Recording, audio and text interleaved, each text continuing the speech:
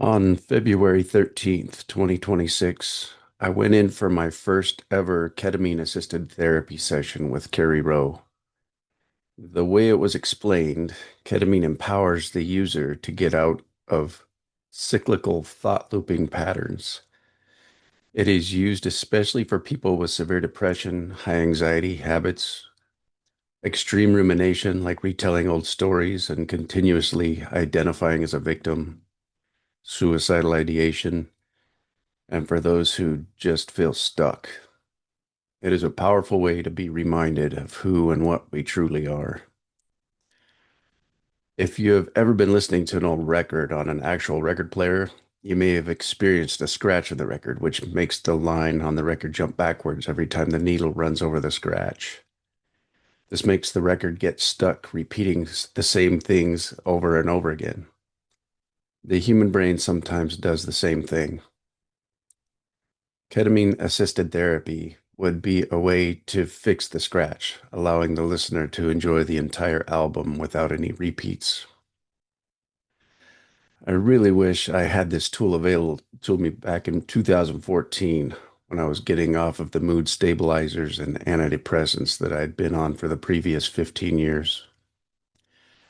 To be clear, this is not a medical technology that is to be used recreationally or for fun. Ketamine therapy is to be used in conjunction with someone who provides a professional, comfortable, safe space in which the patient feels uninhibited enough to become consciously free from their current reality for a while. The experience of this medical technology called ketamine lasts about 30 minutes and seems to be a calming, freeing, compassionate tool for healing work. These sessions can be done in a small group setting or one-on-one. If you are in Arizona and have the desire to try this type of therapy, I recommend reaching out to Carrie if any of this is of interest to you. Her information can be found below in the YouTube video show notes. And even if you don't live in Arizona, reach out to Carrie with any questions you may have. She may be able to set you up with a ketamine-assisted therapist in your area. This was my experience. Carrie held out a small copper bowl with 6 dissolvable pills that looked like candy. She offered a prayer. With eyes closed, I imagined each word she uttered, energetically preparing the space we all sat in, blessing the medicine to work its magic after we each shared our intentions and explained why we were really there. I held the medicine to my heart and said a silent prayer. At a body weight of 240 pounds, I took 4 of these little pills, a dose of 800 milligrams. I moved them so they were under my tongue, and after about a minute, they started to dissolve. After another minute, being careful not to swallow any of the medication, I moved my tongue around in my mouth to help the undissolved pieces join its liquid form. Before long, I had a mouth filled with saliva, reaching everywhere in my mouth. My tongue and mouth became numb, and while being careful not to swallow any of this liquid, I began to journey. The music played was carefully curated for the journey. At the start of a song, I became a living rendition of so many Kachina dolls I have seen in full costume. I was dancing around a fire with my arms outstretched, covered in feathers that were wings, which visibly altered the formation of the smoke from the fire, sending it in different directions, guided by the wings I was wearing. There were others there I didn't see, playing the music I was listening to. Very little dust was kicked up. My shins ached, for I'd been dancing for a long while. For those of you who have experienced shin splints, you know the dull ache I was feeling as I danced. I was then transformed into an eagle. I was fully embodied in the experience of flying, arms outstretched, or rather wings outstretched fully. And as I glided over energetic waves, keeping me afloat, I felt the wind like I never had before. Gliding along in the sky like that was an incredible experience. The wind moved all around me, fluttering through my thick feathers and tickling the skin below them. But I felt it most as it traveled through my nostrils above my beak, flowing into and through my entire head, making me feel as if my brain was being blown out by air, and I was cleansed and free. I had never before experienced such peace. I could see for miles. I was high above the desert by Holbrook, Arizona, seeing everything as if it was close, even though I was very far away. Something shifted, and I was embodied in the physical experience of one of those that were playing the music for the other beautifully dressed version of me that was dancing around the fire. I had a shaker in one hand, and as I shook the instrument, it coincided perfectly with the music that was being played in the room. Another song began, and I was in a massive tent in the Sahara Desert. I was a sultan with a beautiful, comfortable life, servants surrounding me, clothed beautifully. Before me appeared my wife, dressed in a long, flowing, colorful dress, bare, thin waist showing, a top that matched her dress, her face covered by a transparent cloth, eyes staring at me as she danced seductively. With every sound of the bass within the song being played, her hip would twitch to one side, and the golden coins draped around her bare waist and down one side would jangle. The dance and her eyes hypnotized me. And even though I had many wives at that time, she was the only one I would ever want again.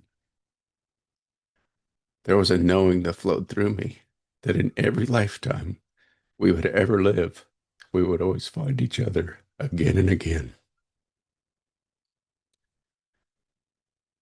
The next song started, and I became a white butterfly, slowly floating above and around white flowers, densely covering the ground by water. I felt so big and beautiful. There was a waterfall there, and again I felt an energy flowing through my body's brain as my body sat there comfortably and everything was washed away. I felt a disconnect from the body I was inhabiting as Pete Jones. I watched as magnificent pure white light patterns that resembled a mycelial network reached out everywhere, and I saw that we are all part of an energetic network so vast and eternal that the mind cannot comprehend it. I traveled along this energetically lit up network and saw no end. I was part of it all, energetically, and a peaceful feeling of eternal interconnectedness and intertwinement with all that is flowed through my experience. I was one with, through, and as all that is on another plane of existence that is not part of the illusion of this physical plane we are all seemingly a part of. It was then that Carrie asked us to spit out what was in our mouth. It had been 15 minutes. I opened my eyes. I was immediately dizzy, disoriented, and drawn back into this physical experience, and so I quickly reached for a cup and spit everything into it. She handed me a tissue as I wiped my mouth and spit whatever was left into the tissue. I asked for another tissue to cover it so she didn't have to touch my spit, but as quickly as she handed me the tissue, the one I spit into was already gone. I kept my eyes closed as much as I could so as not to be overcome by the dizziness, and I wiped my mouth one final time and reclined the chair my body was sitting in, placed an eye mask over my body's eyes, and relaxed into the gentle experience. There were no inner feelings of fear or anxiety. I was fully at peace, experiencing comfort and compassion. I felt safe enough in Carrie's prepared space to let go fully, and so I did. I tried psilocybin years ago, and I noticed that when my eyes were closed during the experience, I could see colors and bright lights dancing, converting themselves into geometric shapes and patterns that are beautiful, as if everything is energy that is flowing and dancing. Ketamine was different. Everything was completely black at first. I didn't know what to expect. And I remember my body's brain thinking, oh, maybe I won't see anything at all. As soon as this thought flowed through my body's brain, There were geometric patterns appearing in the blackness, with darker patterns forming, darker than the pure blackness I was already observing. I've never even heard of something like that. It was beautiful to watch these patterns and shapes dancing to the music. I saw a tornado destroying everything in its path, and as soon as everything in its path was destroyed and blown apart into subatomic particles, everything painlessly and naturally reconvened energetically into perfection. It was a peaceful thing to watch. I realized that my body's eyes were slowly and methodically traveling from left to right. As they did this, back and forth, it was as if my inner eyes had a set of energetic windshield wipers, cleaning off a dirty lens I had not used for so long that there was some kind of a buildup of a thick residue that was blocking my view. With each movement of the eyeballs from left to right and back again, I could see more clearly, and a white set of lights began to come into my perception, eventually revealing a face. The more my body's eyes moved from left to right, the clearer this face became. I then heard God say, but not the voice that can be heard by ears. Do you want to see my face? I was excited and uttered a telepathic yes. I was then shown the trillions of faces to ever have existed upon this earth, one at a time, each of them flashing by as someone I truly knew, almost as if I was each of these individuals. The words then came through me, be at peace. Know that I am God. The way it came through, the voice was calling me God, telling me to be at peace and to know that I am. At one point, everything transitioned into a different observation. I watched interestedly as a green translucent glob with little arms lining the inside part of it area. I would call its chest and stomach. Noticed little bubbles popping out everywhere on itself, and it began to surgically disconnect each of these bubbling formations with each of the many sets of its little arms. It would push away every one of these small green circles as soon as it had disconnected them, and they were all identical matches to its original self. Every one of these would quickly form into the original one that I had observed, growing quickly into the same size of that original form and start doing the same thing to its quote unquote self, as these bubbles would form on its stomach and chest area and become ready to be removed. Every duplication was a perfect exactness of the original, and it quickly got crowded there in that space. I zoomed out to observe this oneness duplicating itself exponentially, and realizing that I could zoom out, I then traveled even farther away from this space to watch it all slowly fade away from something that was once overwhelmingly large to a dot on an eternal line that stretched out to each side for eternity in the darkness. It made me think of the exponential growth of AI technology, and then the thought flowed through me that all of these huge problems we think we are experiencing are just thoughts, perceptions, beliefs. When we zoom out and away from these perceivably huge problems, they don't seem so big, and eventually they disappear when we zoom out far enough.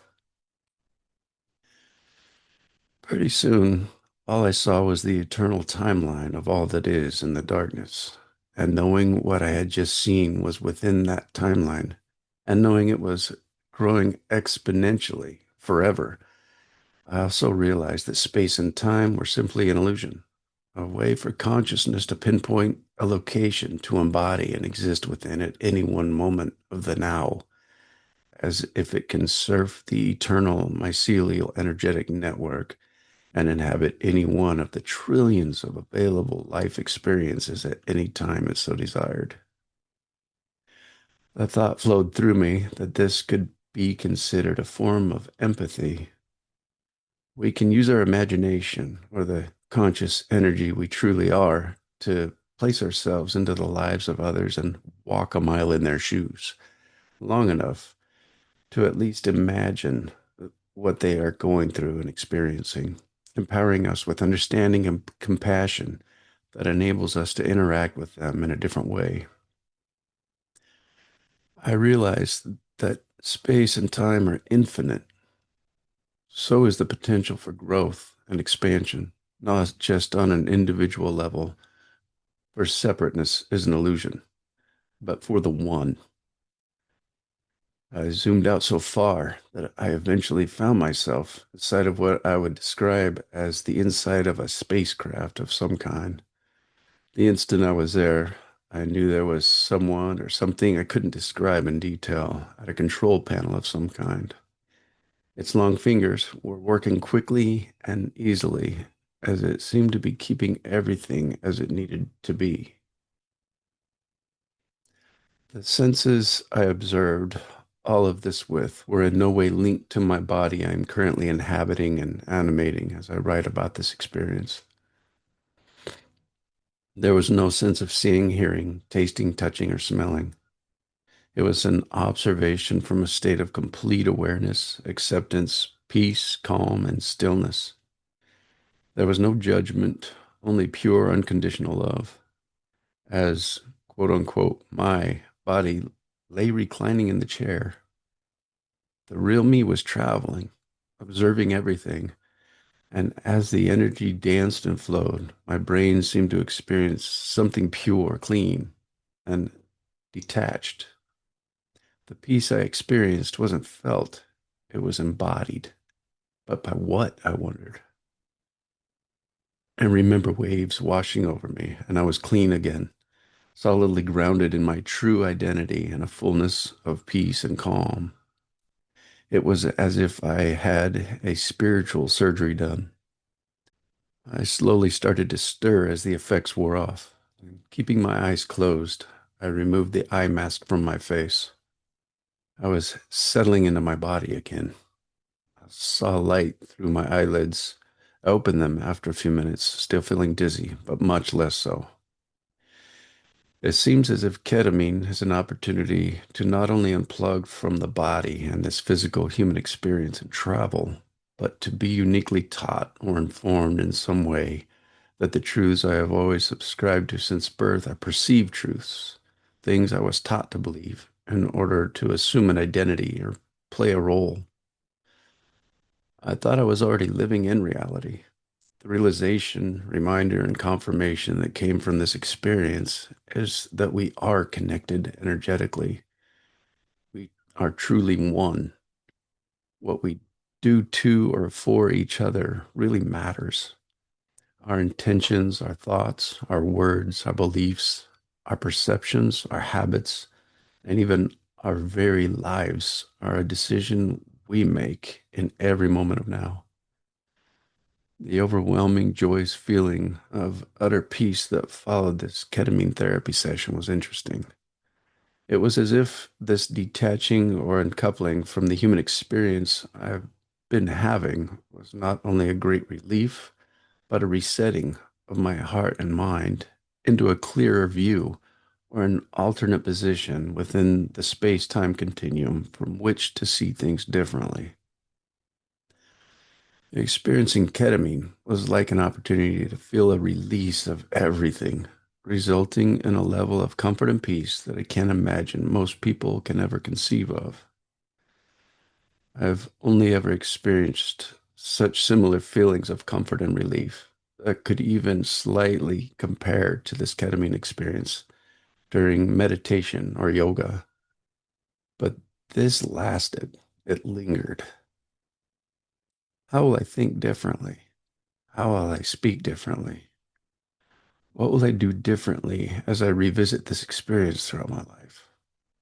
What wisdom will I glean from this experience and integrate into my daily living and into every relationship and interaction. Time will tell. But for now, as I share this experience with you, a sense of hope and power as a creator of my personal reality flows through me. And with it, a remembrance of divine and eternal worth that is important. It's a realization of divine and eternal worth that flows through us all. And I am forever changed for the better.